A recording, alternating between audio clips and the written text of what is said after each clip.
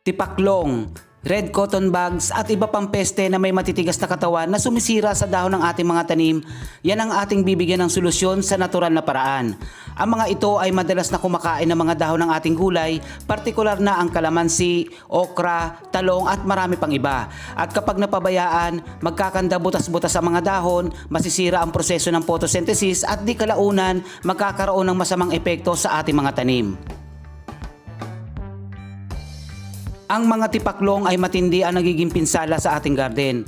Paborito nilang pagkain ang mga dahon ng citrus at ang mga red cotton bugs naman ay mahilig gawing motel ang bunga ng okra at iba pang gulay. Binubutas at sinisip-sip nila ang katas na nasa loob ng bunga. Ito ang dahilan kung bakit minsan nakakapag-harvest tayo ng okra na maagang tumitigas dahil sa kawalan ng likido. Kung pamilyar kayo sa halaman na lantana o tinatawag din itong baho-baho at kambing-kambing sa ibang probinsya dahil sa hindi kaaya-ayang amoy nito, magagamit nyo ito bilang natural na pestisidyo.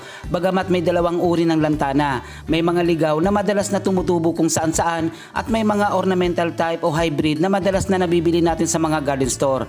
Alin man sa dalawang ito ay maaari natin gamitin. Paalala lamang na ang lantana ay banned o ipinagbabawal na halaman sa ilang lugar sa Amerika at mga bansa sa Europa. Itinuturing itong toxic dahil sa taglay na methanol na matatagpuan sa lahat ng parte ng halaman. Kaya kung gagawa kayo ng lantanang pesticide, gawin ito sa labas ng bahay o sa isang lugar na may magandang ventilasyon.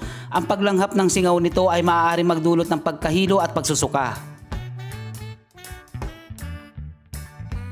Kolektahin ang mga dahon, tangkay at maging ang mga bulaklak ng lantana. Himayin at ilagay sa kaserola. Buhusan ng tubig na sapat upang masakop ang lahat ng dahon.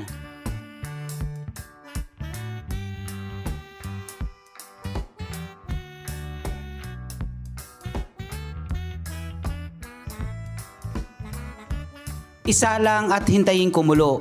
Kapag kumulo na ay palipasin pa ang 5 minuto.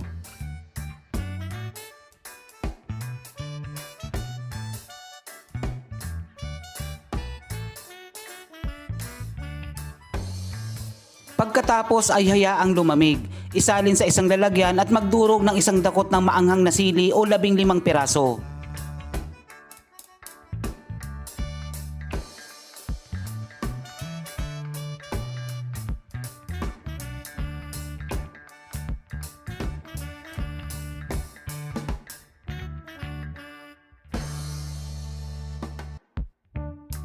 Kumuha ng isang bulb ng bawang, durugin at haluin.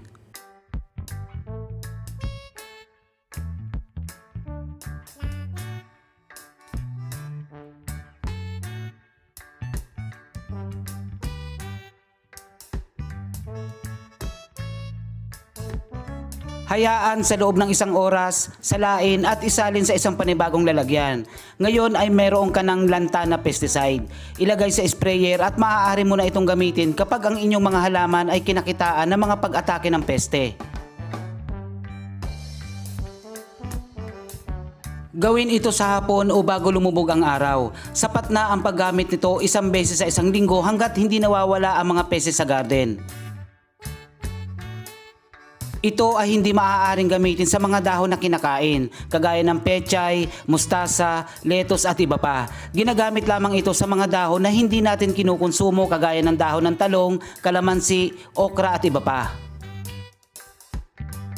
Magtanim ng gulay sa bahay dahil walang pinakamasarap, pinakasariwa, pinakaligtas at pinakamasustansyang gulay kundi ang ating sariling tanim. Ito po si Kuya Don at muli ay maraming salamat sa inyong panonood.